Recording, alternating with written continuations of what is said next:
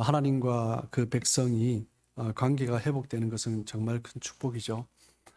인간이 살아가면서 가장 큰 비극은 무엇이냐면 하나님과의 관계가 단절되는 것입니다. 죄인은 하나님께로 갈 수 없죠. 그렇기 때문에 하나님과의 관계가 회복되지 않으면 여전히 죄 가운데 있을 때 하나님 주신 축복과 그 행복을 누리며 살아갈 수 없는 것이죠. 오늘 우리가 함께 로마서를 읽었는데요. 로마서 5장의 그 앞부분을 보면 또한 3장에 특별히 더 나와 있죠. 앞부분을 보면 우리 인간이 얼마나 죄의 진노 아래 있어야 하는 인간인가, 그것을 잘 말씀해 주고 있습니다. 그 죄 가운데 있던 우리가 그 문제를 해결하기 위해서 해야 될 것이 있죠. 그것이 무엇입니까? 믿음으로 하나님을 받아들이는 것입니다. 그래서 오늘 5장 1절 말씀을 다시 한번 보시면 그러므로 우리가 믿음으로 의롭다 하심을 받았으니 우리 주 예수 그리스도로 말미암아 하나님과 화평을 누리자. 사도 바울은 로마서에서 복음에 대해서 이야기하죠. 근데 그 복음에서 어떤 중요한 핵심적인 메시지가 무엇이냐면 믿음으로 의롭다함을 받았다라는 거죠. 이신칭의죠. 믿음으로서 우리는 의롭다, 구원을 얻는 것입니다. 예수 그리스도께서 우리를 위해서, 나를 위해서 죽으셨다. 그것을 믿는 거죠. 그것을 믿을 때 그 십자가가 나를 위한 것이다 라는 것을 믿을 때 우리는 하나님께서 주신 그 의롭다함을 우리는 입을 수 있다라는 것입니다. 이것은 우리 인간의 행위나 노력으로 얻어지는 것이 아니라 하나님께서 온전히 행하셨고 우리가 그것을 믿음으로 말미암아 그것을 누리게 된다라는 거예요. 요한복음 3장 16절 말씀을 보시면 우리 한번 읽어도 보시고 암송 다 하실 것 같아요. 제가 보니까 암송 못 하시는 분 손 아무도 없네요. 다 하시네요. 우리 요한복음 3장 16절 우리 한 목소리로 암송해 보겠습니다. 자, 시작. 하나님이 세상을 이처럼 사랑하사 독생자를 주셨으니 이는 그를 믿는 자마다 멸망하지 않고 영생을 얻게 하려 하심이라. 아멘. 우리는 하나님의 그 이름을 믿기만 하면 하나님의 자녀가 될 수 있습니다. 그 이름을 믿기만 하면 하나님은 우리를 멸망하지 않고 영생을 주신다라는 거예요. 우리가 어떤 인간인가, 어떤 모습인가, 그것에 전혀 개의치 않고 그 이름을 믿기만 하면 영생을 주신다. 그렇기 때문에 어떤 사람들은 기독교를 비판합니다. 적어도 어떤 구원, 열반, 어떤 경지에 이르려면 자기 스스로 뭔가를 돌을 닦든지 뭔가를 해야 되는데 그러지 않고서도 그냥 구원을 얻는다. 그 복을 누린다. 라는 것이 쉽게 믿어지지 않는 거죠. 세상의 법칙은 우리가 무엇을 할 때 주어지는 것입니다. 인과응보의 법칙이 세상에 그냥 만연해 있는 거죠. 하나님이 주시는 그 축복, 자비, 그것이 없습니다. 신약에서 예수님께서 우리에게 말씀하시는데 또 하나님께서 예수님을 통해서 우리에게 하나님의 그 복을 주시는데 가장 중요한 것은 어떤 우리의 행위가 아니라 하나님의 자비하심, 그것이 가장 중요한 메시지다라는 거예요. 구약 성경에서 제일 많이 나오는 단어가 헤세드라는 단어입니다. 이 헤세드라는 단어는 하나님의 사랑을 의미하기도 하고 자비를 나타내기도 합니다. 긍휼이죠. 하나님의 자비하신 긍휼하심, 그것은 구약에서나 신약에서나 하나님은 동일하게 그것을 행하셨다라는 거예요. 하나님의 그 자비하심을 구할 때 우리가 하나님께서 주신 그 은혜로 말미암아 우리는 믿음으로 하나님의 자녀가 될 수 있다라는 거죠. 때로는 이 메시지가 믿음을 너무 쉽게 받아들이는 그런 오류를 범하기도 합니다. 기독교를 향하여서 기독교의 믿는 도리를 향하여서 비판하는 사람들도 그런 것이 아닌가 생각하고요.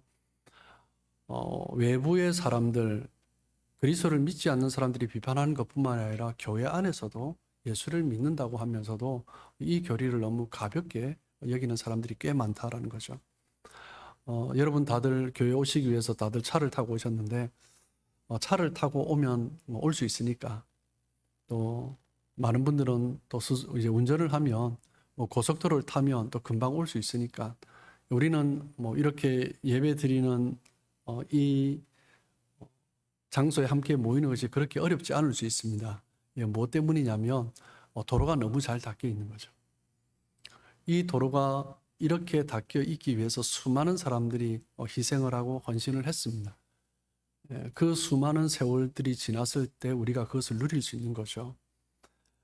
우리가 예수를 믿기만 하면 의롭다함을 받을 수 있는 것도 그 길을 열어주신 분이 있는 거죠. 그 길을 닦아주신 것입니다. 예수님께서 그 길을 닦아주셨어요. 예수님께서 우리가 믿음으로만 구원을 얻을 수 있는 그 하나님의 나라에 우리 힘으로는 도무지 갈 수 없는 길인데 하나님의 나라에 갈 수 있는 길을 예수님이 열어주셨기 때문에 그 위에 올라타기만 하면 그냥 갈 수 있는 거예요. 그것이 그렇게 쉬운 것은 아니죠. 그 길을 닦기 위한 그 수많은 희생이 있는 거죠. 그리고 그 길로 향하도록 하기 위하여서 수많은 지류가 있죠. 수많은 믿음의 선진들이 희생을 한 것입니다. 그래서 그리스도의 그 길로, 구원의 길로 우리를 인도한 것입니다. 예수님의 그 희생과 수많은 믿음의 선진들이 희생했기 때문에 우리는 믿음으로 구원을 얻는 길 위에 올라갈 수 있는 것입니다. 예수님이 치르신 희생, 그리고 많은 믿음의 선진들이 희생을 치른 이유는 단 한 가지입니다. 로마서 5장 1절에서도 말을 하고 있는 것처럼 하나님과의 화평입니다. 하나님과의 관계 회복입니다. 하나님과의 화평, 하나님과의 관계 회복은 곧 하나님의 그 영광을 누리는 거죠. 5장 2절 말씀을 보시면 또한 그로 말미암아 우리가 믿음으로 서 있는 이 은혜에 들어감을 얻었으며 하나님의 영광을 바라고 즐거워하느니라. 우리가 구원을 얻었다, 믿음의 삶을 살았다라는 것은요, 하나님의 그 영광의 자리에 선다라는 것입니다. 그것은 하나님께서 우리에게 주신 구원의 목적인 거죠. 저는 목회를 하면서 젊을 때부터 많은 분들의 임종을 보았습니다. 제가 20대 때는 염도 해봤고요. 그래서 돌아가시기 직전에 있는 많은 성도들을 또 만나고 또한 그 성도들 가족과 함께 예배를 드립니다. 그런데 이제 임종 예배를 드리고 마지막 장례 예배를 드릴 때 참 기쁠 때가 있습니다. 너무 감사할 때가 있습니다. 또한 돌아가시는 분의 얼굴을 봐도 너무나 감사하고 기쁘고 그리고 함께 그 마지막 작별을 하는 그 가족들의 모습을 보면서 참 기쁘고 감사할 때가 있습니다. 왜 그렇습니까? 육신을 마지막 떠나보낼 때 육신과의 마지막 이별을 하는 그 소천하시는 분이 그렇게 밝을 수 있는 것은 믿음으로 무언가를 보았기 때문이죠. 하나님의 천사를 보았는지 우리는 잘 알 수 없지만 하나님께서 주신 그 하나님의 그 영광을 보았기 때문에 환하게 웃으면서 임종하시는 분들을 저는 꽤 많이 만났습니다. 그런데 때로는 임종의 순간에 참 얼굴이 일그러지는 분이 있습니다. 너무나 고통스럽게 그냥 뭐 아파서가 아니라 그 죽음 자체가 너무나 고통스럽게 돌아가시는 분도 있습니다. 우리 그리스도인들에게 가장 중요한 것은 무엇입니까? 믿음으로 사는 삶. 그 삶 가운데는 소망이 있다라는 것입니다. 그 소망은 어떤 소망입니까? 하나님 나라에 대한 소망입니다. 하늘 나라에 대한 소망이 있는 거죠. 소망이 있기 때문에 죽음도 기쁨으로 맞이할 수 있는 것입니다. 믿음의 사람들은 이 세상보다 하나님의 나라가 더 좋다는 것을 압니다. 그렇기 때문에 이 땅을 살아가지만 이 땅이 전부가 아니라 영원한 하나님의 나라가 우리의 최종 목적지이기 때문에 그 땅을 바라보며 살아가는 것입니다. 이 땅을 살아가지만 그 하나님의 나라를 사모하며 살아가는 거죠. 이 세상 나라는 잠깐이지만 하나님의 나라는 영원하기 때문에 이 세상의 영광은 잠깐이지만 하나님의 영광은 영원하기 때문에 이 땅에서 받는 상급, 이 땅에서 누리는 것들은 잠깐이지만 썩어져 없어질 것들이지만 하나님께서 주시는 그 영광, 그 상급은 영원한 것이기 때문에 그것을 바라보며 살아가는 것입니다.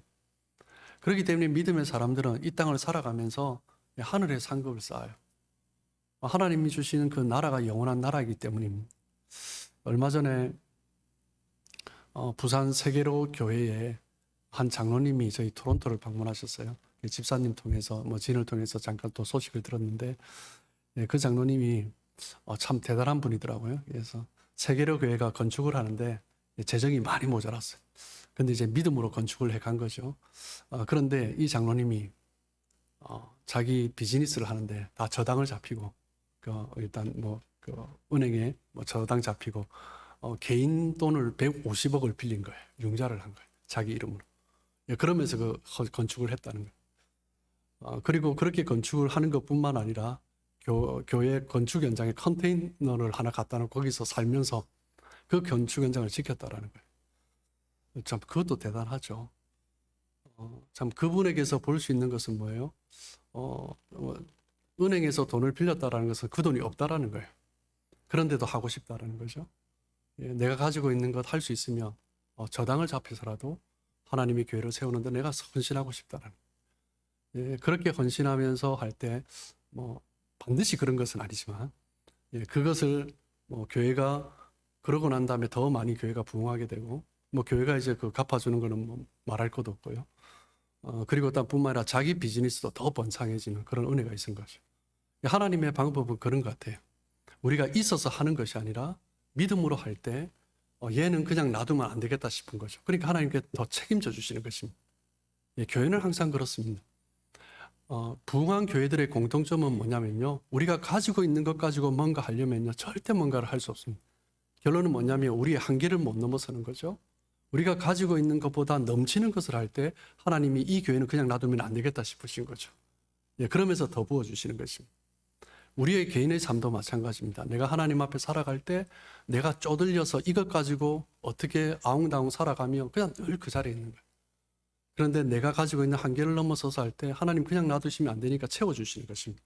이것이 바로 믿음의 방법이고 또 하나님께서 일하시는 방법입니다. 지금 이 땅 가운데도 여전히 그런 일들이 참 많이 일어나고 있습니다. 뭐 때문에 그렇습니까? 그것은 이 땅의 것을 우리가 아웅다웅 지고 있는 것이 아니라 하늘의 것을 바라보기 때문이죠.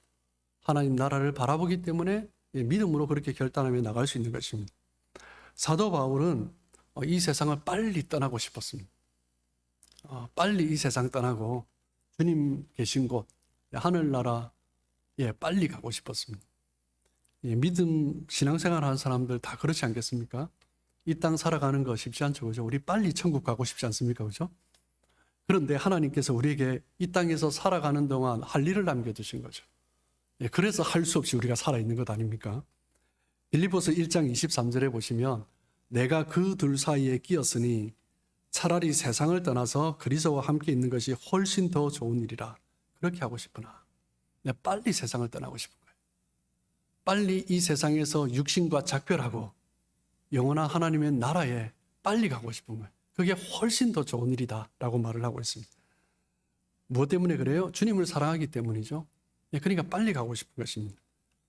하지만 사도 바울은 본인이 빨리 천국 가고 싶은 욕망을 절제하고 주님께서 나를 이 땅 가운데 살게 해주셨기 때문에 성도들을 만나고 복음을 전하고 그렇게 이제 때로는 매를 맞으면서 핍박을 받으면서 또 오해를 하면서 동족에게 배척을 당하면서 그럼에도 불구하고 또 다른 곳으로 가고 우리가 어떤 새벽에 주일에도 우리가 그러고 있지만 새벽에 어떤 사도행전 말씀을 하면서 사도 바울이 지금 계속 가는 곳에서 전하고 배신당하고 또 쫓겨나고 전하고 배신당하고 또 하고 그렇게 계속 하고 있는 거예요. 왜요? 나는 빨리 천국 가고 싶지만 하나님께서 이 땅에서 하라고 하신 일이 그거다라고 생각하기 때문이죠. 그렇기 때문에 사도 바울은 이 땅을 살아가는 동안 더 열심히 하나님의 일들을 감당했던 것입니다. 믿음으로 사는 사람들은 이 땅을 살아가고 있지만 이 땅보다는 천국이 더 좋다는 것을 알죠. 천국을 향해서 살아가기 때문에 이 땅은 그냥 잠시 지나가는 것이기 때문에 천국에서 있는 영원한 하나님의 나라 앞에 받을 상급, 그 영광을 믿음으로 바라보기 때문에 그 삶을 살아갈 때 하나님이 원하시는 삶을 살아갈 때 오는 핍박, 어려움, 박해 그것에 주저앉아 멈춰 있지 않고 뚫고 나가는 것입니다. 그래서 로마서 5장 3절 4절을 보시면 다만 이뿐 아니라 우리가 환난 중에도 즐거워하나니 환난 중에도 즐거워합니다. 환난 중에는 고통스러워해야 되죠. 그런데 즐거워해요. 환난은 인내를, 인내는 연단을, 연단을 소망을 이루는 줄 압니다. 결국 뭐예요? 하늘나라를 향한 소망입니다. 우리가 환난 가운데서도 즐거워하는 이유는 무엇이냐면 하나님 나라에 대한 소망이 있기 때문에, 그렇기 때문에 그 나라를 바라보며 이 환난이 하나님 주실 상이 되는 것입니다. 그러니까 즐거워하는 것입니다. 환난이 즐거운 것이 아니라 이 환난 가운데서도 내가 믿음을 지키고 나갔을 때 하나님이 잘했다 칭찬하실 것, 그것을 바라보면서 즐거워하는 것입니다. 사도 바울은 그렇기 때문에 주님을 위해서 기꺼이 살아갔고 주님을 위해서 받는 고난, 환난, 어려움, 그것을 기쁨으로 여긴 것입니다. 이 세상은 우리 그리스도인들이 살아가려고 할 때, 믿음으로 살아가려고 할 때 고난과 핍박, 어려움이 반드시 따라오게 되어 있습니다. 디모데후서 3장 12절에 무릇 그리스도 예수 안에서 경건하게 살고자 하는 자는 박해를 받으리라. 이 땅을 살면서 하나님의 나라를 향해서 믿음으로 바라보면서 살아가려고 하는 사람들은 이 세상과 다른 거죠. 그러니까 세상 사람들이 따돌리는 것입니다. 예수님을 믿고 구원을 받아서도 믿음으로 사는 사람이 있고 그렇지 않은 사람이 있습니다. 내가 예수님을 믿고 있지만 믿음으로 그 삶을 살아가는 사람이 있고 하나님 나라를 바라보면서 하나님의 나라의 삶의 방식으로 살아가는 사람이 있고요. 예수님 믿고 구원을 받았지만 하늘나라를 향한 마음이 있음에도 불구하고 이 세상 사람들과 똑같은 방식으로 삶의 패턴으로 삶의 논리로 그렇게 살아가는 사람이 있습니다. 믿음으로 사는 사람은 어떤 사람이냐면 이 땅을 살아가지만 이 땅에 매이지 않는 사람. 그것이 믿음에 사는 사람의 가장 중요한 모습입니다. 장차 주님 앞에 섰을 때 너는 어떤 삶을 살았냐라고 했을 때 부끄럽지만 그럼에도 불구하고 저는 이런 선택을 했습니다. 이런 결단을 했습니다. 이런 헌신을 했습니다. 라고 말할 수 있는 자. 부끄럽지만 그 사람을 하나님께서 또한 바라보시고 기뻐하시는 거죠. 믿음의 사람들은 장차 하나님 앞에 섰을 때 받을 그 칭찬을 바라보며 살아가는 사람입니다. 그렇기 때문에 이 땅을 살아가면서 반대를 당할 수밖에 없습니다. 믿음으로 살아갈 때 저도 이제 그런 경험이 있지만 부모님이 반대를 합니다. 그렇게 살지 않아도 된다라는 거예요. 이 세상은 그렇게 살면 안 된다라는 거죠. 예수 믿어도 적당히 믿지. 처음에는 예수 믿는 거 반대하다가 나중에는 안 될 것 같으니까 믿어도 적당히 믿지. 그렇게 미쳐서 믿으면 안 된다라고 하시는 거죠. 제가 한국에서 목회할 때 한 청년이 찾아왔습니다. 깊은 고민 가운데 침울한 표정으로 찾아와서 그래서 목회자의 길을 가고 싶다라는 거예요. 그러면서 몇 번 상담을 또 했는데 이제 좋은 직장을 다니고 있었습니다. 그런데 이제 신학을 하기 위해서 직장을 그만두려고 하는데 부모가 반대하시는 거죠. 부모가 이제 장로님이고 권사님이십니다. 그렇게 하지 않아도 하나님을 잘 섬길 수 있다라고 반대하는 거죠. 부모님의 마음이 그렇겠죠. 아들, 자식이 고생하지 않았으면 좋겠다는 거죠. 잘 살면 좋겠다는 거죠. 어디에서요? 이 땅에서요. 하늘에서 받을 상급은 전혀 개의치 않고 이 땅에서 잘 살고 잘 먹었으면 좋겠다라는 거예요. 많은 믿음의 사람들이 믿음으로 산다고 하면서 교인들이 그런 선택을 하는 것입니다. 믿음으로 살려고 하면 가족들뿐만 아니라 교회에서도 교회 리더십으로부터 반대를 받을 수도 있습니다. 이것은 제가 이런 청년 몇 명 만난 것 같아요. 선교를 하려고 하고 DTS 6개월, 1년 훈련을 받으려고 하고 자신의 어떤 직장 잠시 내려놓고 어떤 단기 선교로 3개월, 1년 선교지를 가려고 하는데 목사님이 반대하는 거예요. 교회 목사님이 반대하는 거예요. 작은 교회들 보면 청년들이 일꾼들이 없잖아요. 그러니까 교회를 생각하고 지금은 아니다라는 거예요. 우리가 하나님 안에서 하나님 앞에서 주신 그 마음을 가지고 헌신하려고 할 때 당장 이 땅에 있는 문제들 때문에 참 부딪히는 경우들이 참 많습니다. 때로는 우리가 살아가면서 우리가 믿음으로 한 단계 뛰어넘어야 될 텐데 당장 있는 문제 때문에 뛰어넘지 못하는 사람들이 얼마나 많은지 모릅니다. 믿음으로 사는 사람은요, 이 땅을 살아가면서 이 땅 세상 사람들과 그렇게 살아가는 똑같은 방법으로 이 눈앞에 있는 문제만을 바라보며 살아가는 그런 사람이 믿음의 사람이 아닙니다. 믿음의 사람은 항상 그것을 넘어서서 봐야 되는 거예요. 그렇기 때문에 믿음으로 살려면 그런 핍박, 반대 받을 수밖에 없는 거죠. 그때 어떻게 뚫고 가냐. 그것이 그 사람의 믿음인 것입니다. 뭐 핍박 반대뿐만 아니라 우리 앞에 있는 문제들, 장애물들, 한계들, 그때 내가 어떤 선택을 하느냐. 뚫고 가느냐, 브레이크 스루 하느냐, 아니면 그 한계 속에 넘지 못하고 여전히 주저앉아 있는, 이것이 믿음을 보여주는 것입니다. 믿음으로 사는 사람들에게는 또 어떤 모습이 나타납니까? 사랑의 수고가 있습니다. 로마서 5장 5절을 보시면 소망이 우리를 부끄럽게 하지 아니함은 우리에게 주신 성령으로 말미암아 하나님의 사랑이 우리 마음에 부음받음이니. 하나님을 향한 그 소망, 하나님이 주신 소망, 그 소망이 우리 안에 있어요. 그 소망을 우리가 붙들고 갈 수 있는 이유는 무엇 때문입니까? 하나님의 사랑이 부어졌기 때문에. 믿음으로 사는 사람들은 어떤 사람입니까? 내가 신앙생활 한다라는 것은요, 하나님의 사랑을 경험했다라는 것입니다. 하나님의 사랑이 내 마음에 부어졌다라는 것입니다. 하나님의 그 사랑을 체험하고 살아가기 때문에 그 사랑의 감격을 가지고 살아가는 것입니다. 내가 누군가를 사랑한다라고 할 때 그 사랑은 무엇으로 나타나냐면요, 사랑의 수고로 나타납니다. 수고하는 것이 있을 때 사랑하는 것입니다. 어떤 사람은 사랑한다라고 말을 하는데 전혀 수고하지 않습니다. 말로는 사랑하고 뭐 요즘은 또 카톡을 하죠. 사랑합니다라고 안부는 하는데 전혀 그 사람을 위해서 수고하지 않습니다. 이게 사랑하지 않는 것입니다. 사랑에는 수고함이 있습니다. 내가 어떤 존재를 향한 사랑이 얼마나 크냐, 그것은요, 내가 그 존재를 향해서 얼마만큼 수고를 하고 있느냐, 그것을 보면 나의 사랑의 크기가 나타나는 것입니다. 하나님을 사랑하면 하나님을 사랑하는 만큼 수고하는 것입니다. 하나님을 사랑하는 만큼 희생하는 것입니다.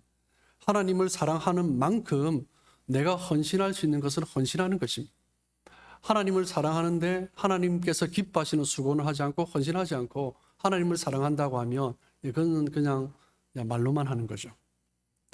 하나님을 사랑하는 만큼 내가 가진 것을 내어드릴 수 있고 시간과 물질, 또 나의 믿음의 한계, 그것을 내어드릴 때 우리는 하나님을 사랑하는 것으로 나타나는 것입니다.